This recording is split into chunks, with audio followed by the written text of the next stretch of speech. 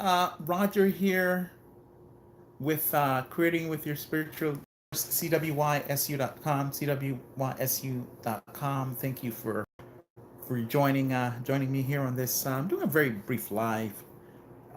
Been really busy doing other things, and I just wanted to come on and talk about a very very important subject that isn't spoken about much, and I want to thank um, Akasha Asna. She's also has a YouTube channel here. Really good stuff she puts out. Uh, she brought the subject up, and just thought I'd elaborate and put my 2 cents in there. And it's such an important thing to know, and it's just a simple way of dealing with emotions that are that sometimes can run a little bit wild with us. And I just wanted to discuss some of the food, how you can use food to deal with emotions of all kinds. But I wanted to talk about the importance of emotions because that is not spoken about all that much. Now, emotions are indicators, they let us know where we are on a certain spectrum and frequency.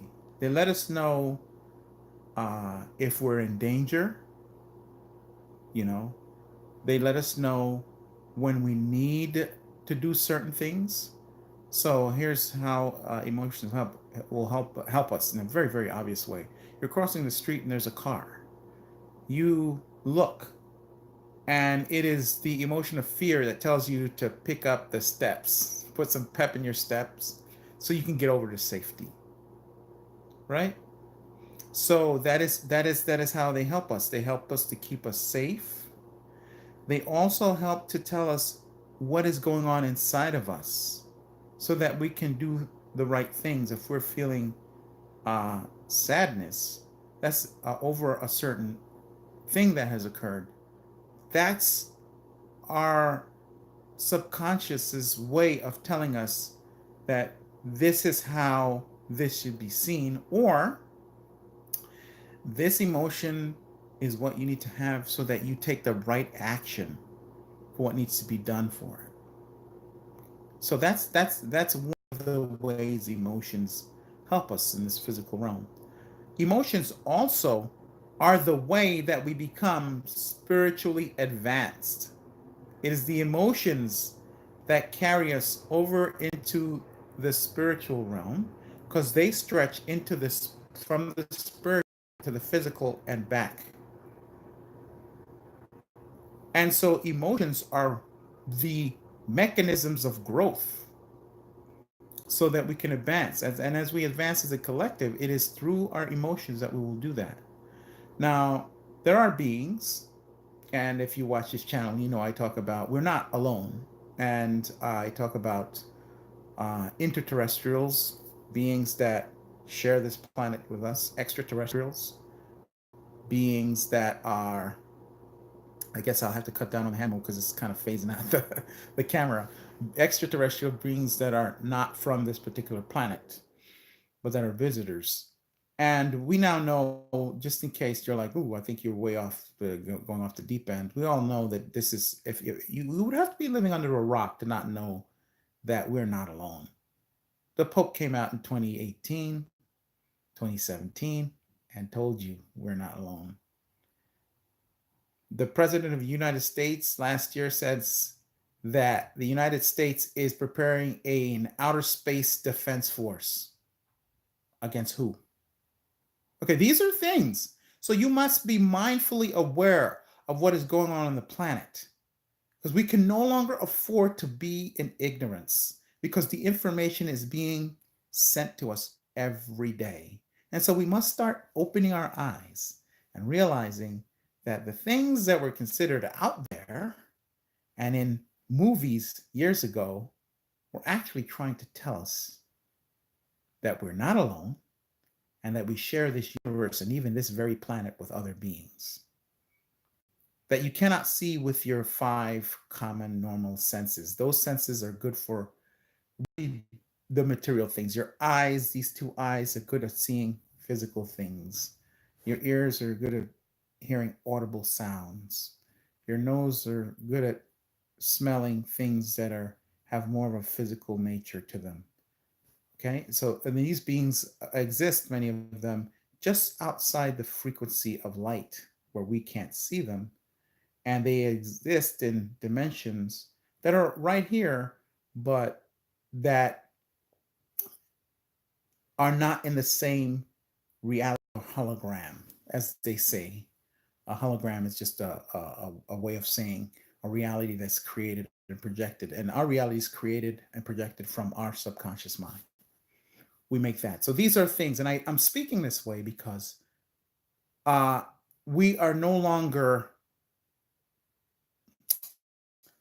as beings, we can no longer afford to be ignorant of realities that are beyond ours, even though we're not taught that in schools.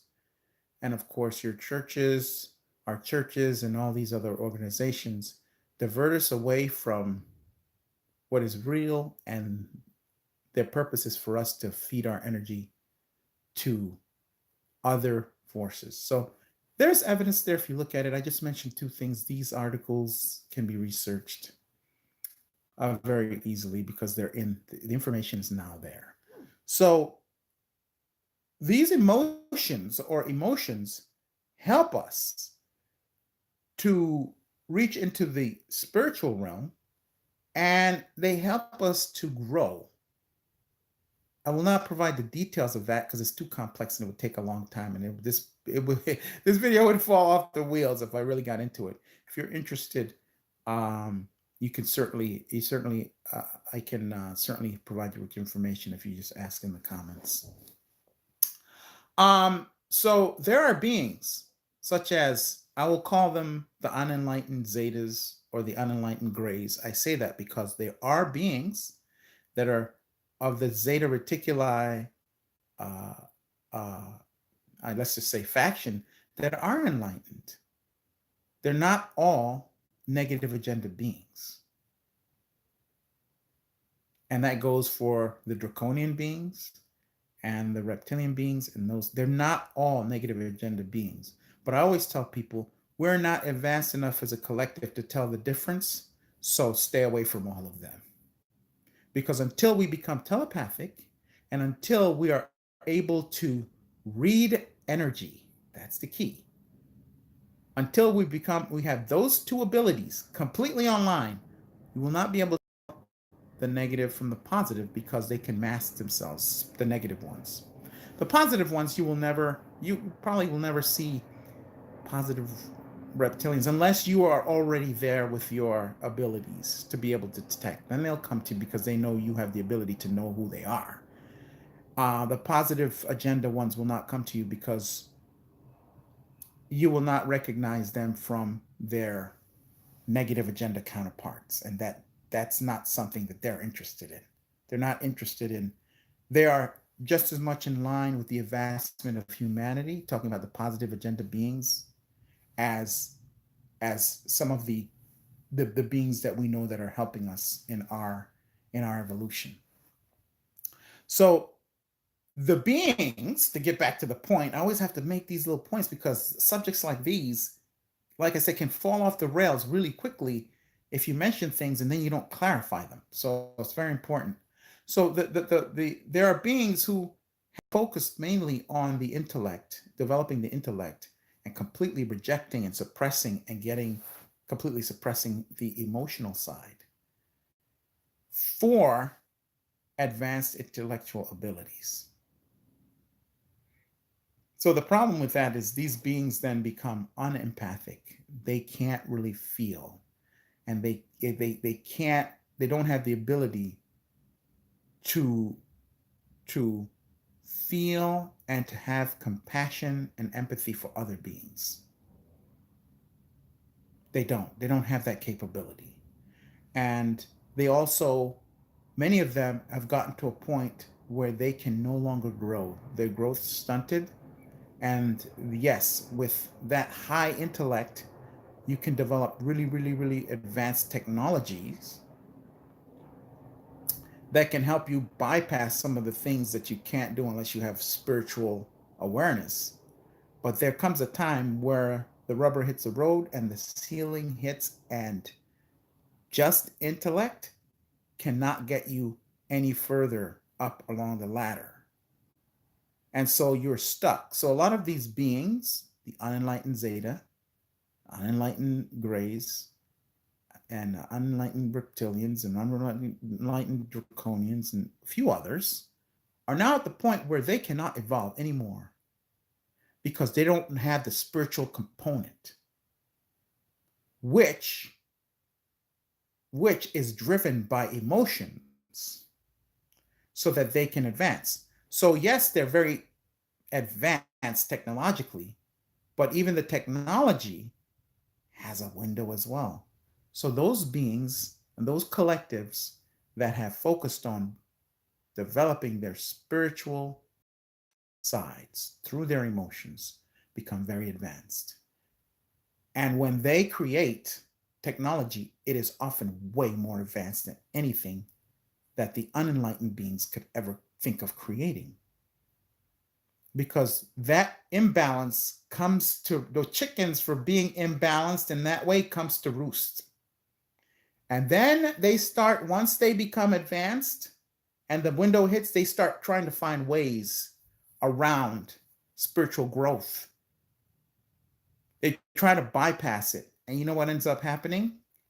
Their experiments backfire. And eventually those beings will become extinct. And that is the problem. That is a problem that is now being resolved here in this particular, I don't like to say universe, but infinite verse. As these beings realize the window of, and the error of their ways, many of them have tried to go around and bypass their spiritual growth at the expense of some other beings. And the problems we have on this planet is a result of that. But it's being solved. And so that is the negative outcome for not being emotional. You do not spiritually grow.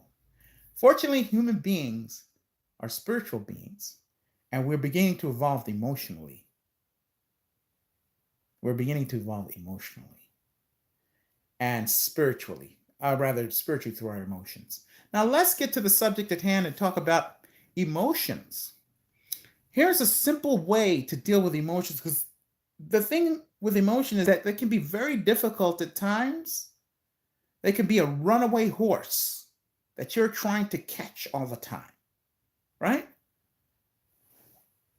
But the emotions, when you master them, they deliver the gold and the goods. They deliver the gold and the goods. So just to go back to so why would you suppress your emotions or sacrifice your emotions for intellect? Because in the beginning, intellect is very easy, it's very quick, and it seems a much more beneficial way to go about things than to deal with your emotions. So that's why many of these beings have made that error, and many of them they're being reformed and corrected. It's being reformed. They're being reformed, and but they have a choice. They choose reformation or they choose to be recycled, because there's no way around it. You either reform or you will become recycled. The universe will not tolerate things or activity that is anti-life. Anti-life. So here's one way that you can easily deal with all kinds of emotional situations, trauma, process of emotions in different situations, and such the like. Food. Particularly sweet foods do that. Sugars. Now let's get it right now. What kind of sugars am I talking? I'm talking about natural sugars. I'm not talking about the high fructose corn syrup. I'm not talking about the white sugar with no nutrition in it. I'm not talking about that. I'm talking about natural sugars. Sugars that you get from fruits, like this lovely mango. I love mangoes, by the way. Mangoes, fruits, oranges, apples, sweet fruits, sweet vegetables like sweet potatoes, even things like carrots.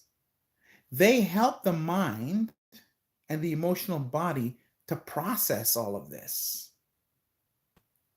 Natural sugars help. Here's one. This is something called sweet fruit from a company called Dragon Herbs. I don't really promote any companies, but this is important. It's a sweet fruit. It's a tonic, phenomenal for the emotional body. Put it in your teas and your drinks that you want to sweeten, and you'll be golden. And you have things now. This is not very popular to use as a sweetener. It's just found in a lot of baking. But you put this in your shakes, molasses, organic molasses. Put these in your shakes, in your baking goods.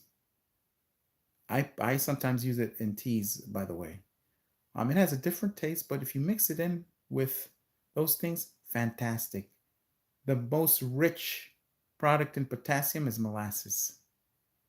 It's a superfood, full with potassium, filled with minerals. Fantastic for helping your body, your emotional body, your subconscious to process emotions. And saved the best, excuse me, into this for last. Honey, organic honey. These natural sugars, honey, fantastic for helping us to process our emotions. Natural sugars, sugars from fruits, sugars from vegetables.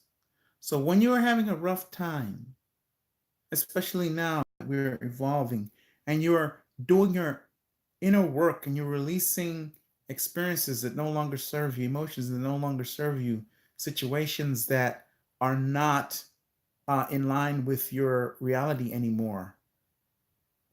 Use the assistance of sweet foods, natural, organic, locally grown if you can, non GMO, non GMO foods. Fruits, oh, I almost forgot this. Fruits with seeds in them, please. Nothing, nature does not create life forms that do not have the ability to procreate as on a regular basis. Fruits with seeds, no seedless melons, no seedless grapes, none of that. That is genetic modification. It's not even hybridization, it's genetic modification. And so you don't want those foods. They're not good for you. Your body doesn't recognize them. And they have a negative effect on the body. I won't get into that because no need to prolong it. So make this video longer than it needs to be. Understand that your emotions are so important. They bring gold with them. And so we must learn to deal with them, but we have a lot of help from nature. And sweet sugars are fantastic for helping you process emotions and situations. Okay, so don't be afraid. Don't be afraid of gaining weight or anything. Natural sugars, you have an apple. You don't need a lot. When it's natural, you don't need a lot. Hey, oh my God, just have an apple, have an orange, half of a mango. That's all you need while you're doing that. And you'll feel better. You'll feel better. Okay, thank you so much for joining me. And remember to defy the taboo against finding out who you are.